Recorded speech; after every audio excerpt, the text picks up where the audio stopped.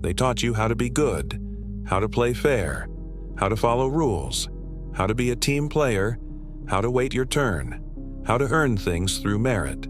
They never taught you how power actually works. Niccolò Machiavelli spent his entire career studying power, not how it should work, how it does work, not the fairy tale version they teach in school, the real mechanics that operate in every office, every organization, every social group, every political system. And what he discovered was so uncomfortable, so contrary to everything we're taught, that most of his insights have been deliberately kept from you, not through conspiracy, through collective denial. Society doesn't want you to know how power really works because if everyone knew, the game would change. But Machiavelli wrote it down anyway, 500 years ago, and his observations are more relevant now than ever because human nature hasn't changed. The technology has changed, the weapons have changed, the systems have changed, but the fundamental laws of power? Identical.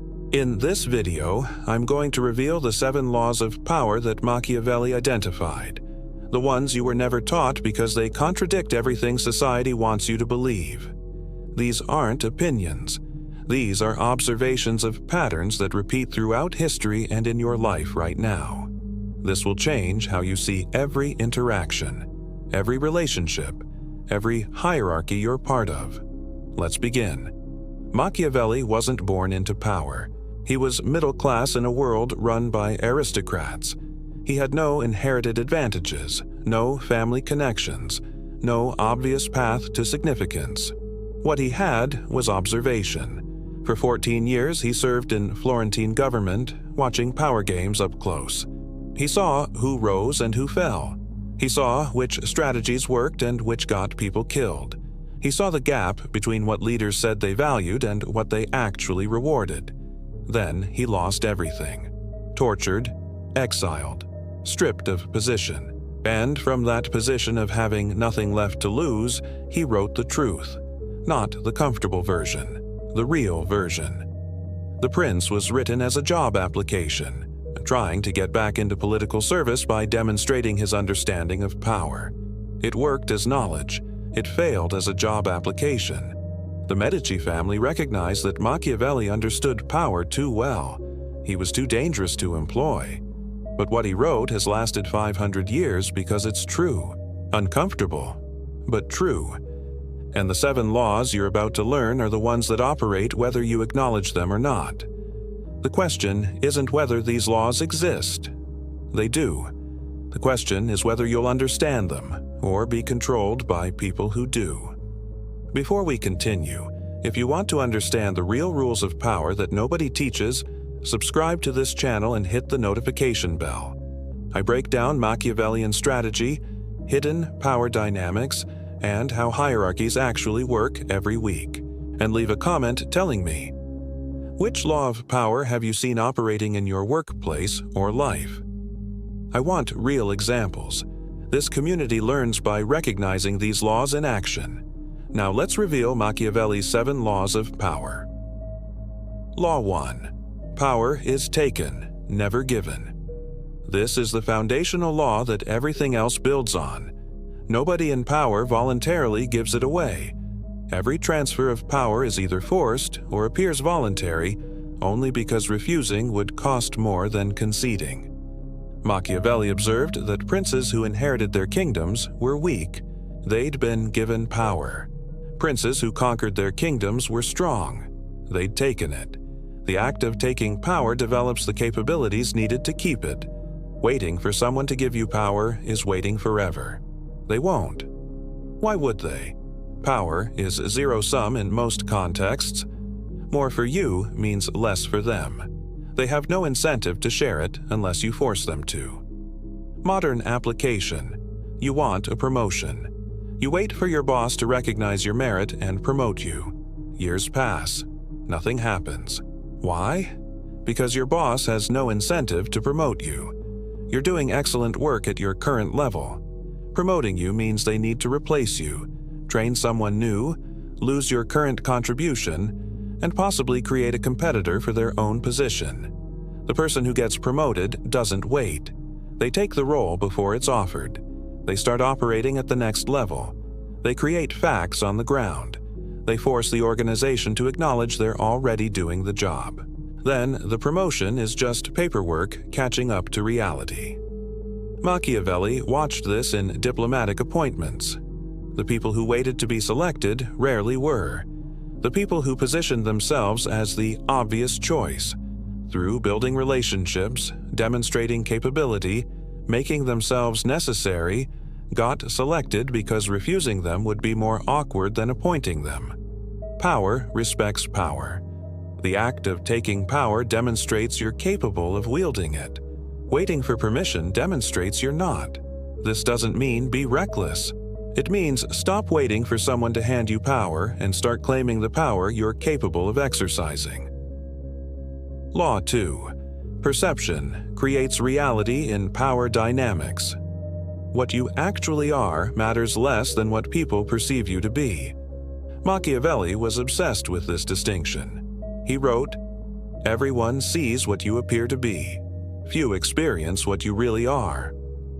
Actual competence without perceived competence gets you nowhere. Perceived competence without actual competence gets you far until you're tested. Ideal is both. But if you must choose, perception matters more for gaining power. Competence matters more for keeping it. Why? Because most people making decisions about your power don't have direct access to your actual capabilities. They're making decisions based on signals, reputation, and perception. You could be the most competent person in your organization, but if nobody in power knows it, it's irrelevant. Machiavelli observed that rulers spent enormous resources on spectacle and appearance, not vanity, but strategy. A prince who appeared powerful was treated as powerful. A prince who was powerful but appeared weak was treated as weak. Reality mattered less than perception. Modern application: 2 employees have identical competence. One is visible, presents in meetings, sends updates to leadership, makes sure their work is seen. The other is invisible. Heads down, excellent work, but nobody in power knows what they do. Who gets promoted? The visible one. Not because they're more competent, because the people making promotion decisions perceive them as more valuable. They're visible. Visibility creates perception of importance. Perception of importance creates actual importance. Or consider personal brand on social media. Someone with deep expertise but no following has less influence than someone with surface knowledge and a large following. Is that fair? No. Is that real? Yes. The perception of expertise, demonstrated through follower count, engagement, visibility, creates real power regardless of actual expertise level. Machiavelli would say, control your perception as carefully as you develop your competence, because humans make decisions based on what they perceive, not what's true. If you control perception, you control decisions. This isn't lying, it's strategic presentation. Highlight what serves you, minimize what doesn't. Make sure people with power see what you want them to see. Law 3. Loyalty to you must be more valuable than betrayal. People are loyal when loyalty serves them. They betray when betrayal serves them. This isn't cynical, it's observational. Machiavelli watched hundreds of betrayals. The pattern was clear. People betray when they believe betrayal will benefit them more than continued loyalty. Your job isn't to find loyal people. It's to create conditions where betraying you costs more than it benefits. Make yourself too valuable to betray. Make the consequences of betrayal too severe to risk. Make loyalty so rewarding that betrayal looks stupid by comparison. Machiavelli wrote about this extensively. He contrasted mercenaries, who fought for money and would switch sides for better pay, with loyal soldiers who fought for their prince. The difference: the prince had created conditions where betrayal meant loss of identity, status, and security that no amount of money from enemies could replace. Modern application: you have information someone could use against you. If they gain more from betraying you than from protecting you, they'll betray you. Guaranteed. human nature. So, how do you prevent betrayal? Option 1. Don't give anyone information that could hurt you. Strategic confidentiality. Option 2. Make sure anyone with damaging information benefits more from your success than from your failure. Align incentives. Option 3. Ensure they know betrayal would trigger consequences that exceed any benefit. Deterrence. Most people rely on trust. They're my friend, they won't betray me. Machiavelli would say, friendship is lovely until circumstances change. Then friendship becomes a transaction like everything else. Don't rely on relationship. Rely on incentive structure. This applies to employees, partners, colleagues, even friends. The relationship is stable when loyalty serves both parties. When it only serves one party, betrayal becomes likely. Build loyalty by making yourself valuable. Maintain loyalty by ensuring betrayal costs more than it gains. This isn't manipulation, it's reality. Pretending loyalty is based on affection rather than incentive is the manipulation. Law 4.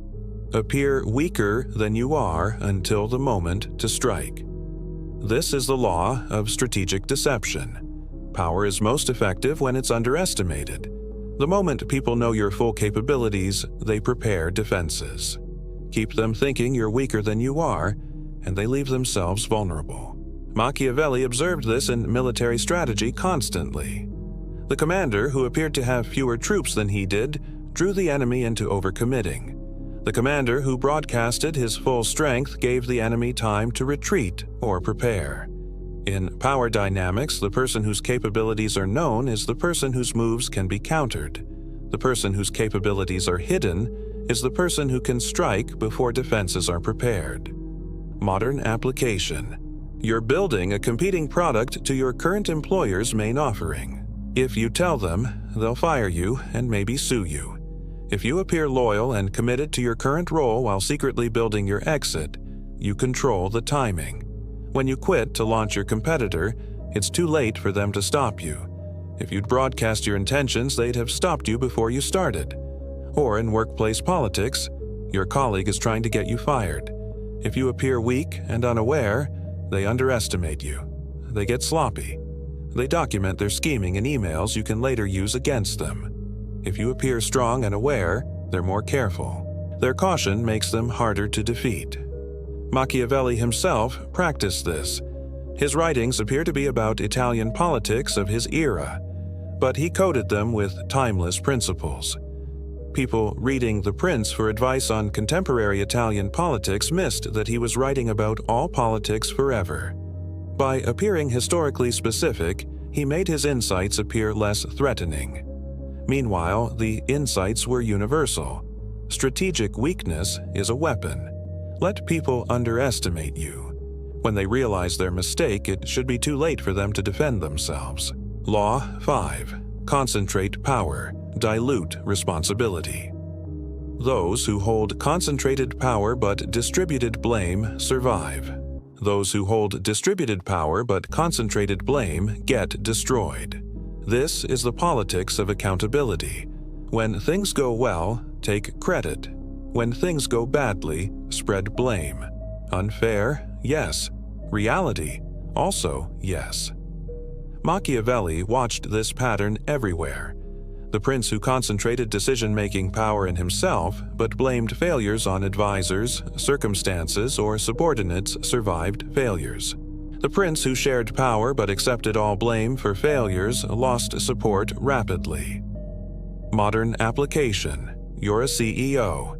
The company succeeds. You claim credit. Under my leadership, we achieved. The company fails. You blame market conditions, your CFO's execution, your sales team's performance. Anyone but you. Is this fair to your team? No. Does it work? Yes. Humans attribute success to leaders and failure to circumstances or subordinates. You're just aligning your message with how humans naturally process these events. Or you're managing a project. It succeeds. You make sure everyone knows you led it. It fails. You make sure everyone knows there were factors outside your control and specific people who didn't execute their parts. Machiavelli observed that leaders who accepted blame for failures were seen as weak. Leaders who deflected blame were seen as strong. They were victims of others' incompetence, not incompetent themselves. This requires control of narrative. You need power over information flow. If you have concentrated power but others control narrative, they can assign blame to you regardless of facts. If you have both power and narrative control, you can survive almost any failure. The formula: maximize your authority to make decisions, maximize your credit for successes, minimize your connection to failures. This is how powerful people stay powerful through both success and failure. Law 6. The rules are for controlling others, not for binding yourself. This is perhaps the most cynical law, but also the most accurate. Rules exist to limit the behavior of those without power. Those with power aren't bound by the same rules, or they can break them with minimal consequence. Machiavelli observed that princes made laws for subjects but exempted themselves. Not officially, that would be obvious, but practically. The consequences of rule-breaking depended entirely on who broke them. A peasant who stole bread was executed. A prince who stole a province was establishing sovereignty. Same action. Theft. Different consequences based on power level. Modern application: your company has strict policies, expense limits, approval processes, code of conduct. These apply rigorously to lower-level employees. One violation and you're written up or fired. The CEO violates the same policies constantly. Personal expenses on company card, bypassing approval processes, behavior that would get anyone else fired. Nothing happens. Why? Because rules are enforcement mechanisms for those without power to break them without consequence. Or consider laws. Insider trading is illegal. Unless you're a member of Congress, then somehow it's fine. Tax evasion is illegal. Unless you're rich enough to hire lawyers who find legal ways to achieve the same outcome. The rule is the same. The enforcement is different based on power. Machiavelli's observation: if you're following rules that those above you aren't following, you're being controlled. If you have enough power, rules become guidelines you follow when convenient and ignore when inconvenient. This doesn't mean break laws recklessly. It means understand that rules are tools of control, and as you gain power, they bind you less. Don't let yourself be controlled by rules that those with more power than you aren't following. The person who follows all the rules is the person who stays powerless. The person who follows most rules but breaks strategic ones is the person who gains power. Law 7. Power requires constant maintenance through action. Or show power unused is power lost. You can't gain power, then coast. You must constantly demonstrate your power or people forget you have it. And the moment they forget, they test you. And if your power has atrophied through disuse, you fail the test and lose the power. Machiavelli observed that new princes had to constantly demonstrate their power through action. Established princes maintained power through displays, but both required regular demonstrations. A prince who went months without exercising power would find that power had evaporated. Why? Because power exists in the minds of others. It's not a thing you possess. It's a shared belief that you possess it. Beliefs require refreshing. If you don't regularly remind people you have power, they forget, or they begin to doubt, or they test to see if you still have it. Modern application: you get promoted to manager. For the first month, you make decisions, give clear direction, establish standards. People follow. Then you get comfortable. You stop making hard calls. You let things slide. You avoid conflict. Within 3 months, your team is running the show. You've lost power not by being overthrown, but by failing to exercise it. Your authority has atrophied through disuse. Or you're in a relationship. Early on, you maintained boundaries, had standards, demonstrated you'd leave if disrespected. The relationship was balanced. Then you got comfortable. You stopped maintaining boundaries. You tolerated disrespect. You became predictable. Your power in the relationship evaporated. Not because your partner consciously took it, because you stopped exercising it, and power that isn't exercised disappears. Machiavelli's principle: regular demonstrations of power are necessary. This doesn't mean be tyrannical. It means regularly make decisions that remind people you have the authority to make decisions. Regularly enforce standards that remind people standards exist. Regularly exercise the power you have, or you'll find you no longer have it. Power is like muscle.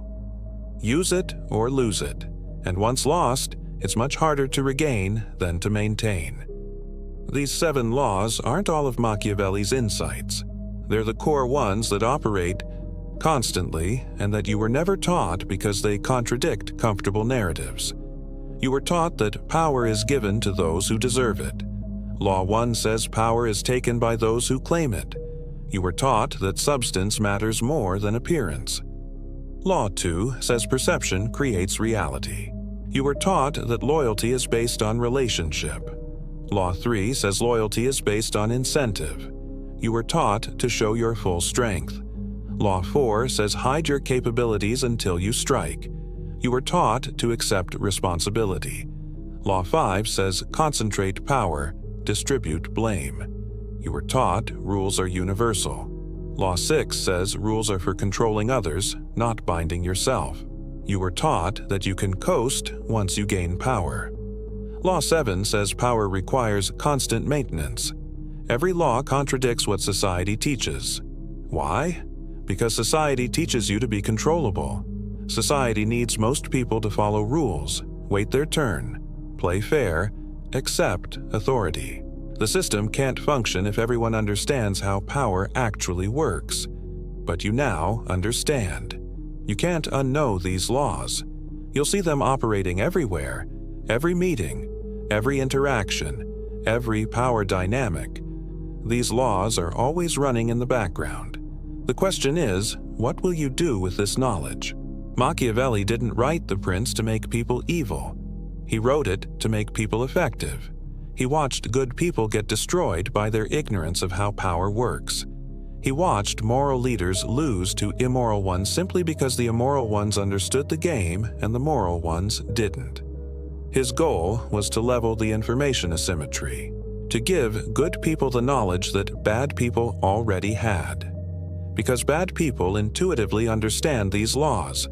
They're not constrained by believing the fairy tale version of how the world works. You can use these laws for good or evil. Machiavelli didn't care which. He cared that you understood reality so you could make conscious choices instead of being manipulated by people who understand reality better than you do. Law 1. Stop waiting for permission. Take what you're capable of handling. Law 2. Control how you're perceived. Reality bends to perception in power dynamics. Law 3. Make betraying you cost more than it benefits. Loyalty is transactional. Law 4. Let people underestimate you. Strike when they're unprepared. Law 5. Take credit for success. Distribute blame for failure. Survive through both. Law 6. Don't bind yourself with rules those above you aren't following. Law 7. Constantly exercise your power or watch it evaporate. These are the laws you were never taught. Now you know them. Now you can see them operating. Now you can choose whether to remain subject to them or to use them yourself. Machiavelli gave you the blueprint. What you build with it determines whether you're the person power happens to or the person who makes power happen. See you in the next one.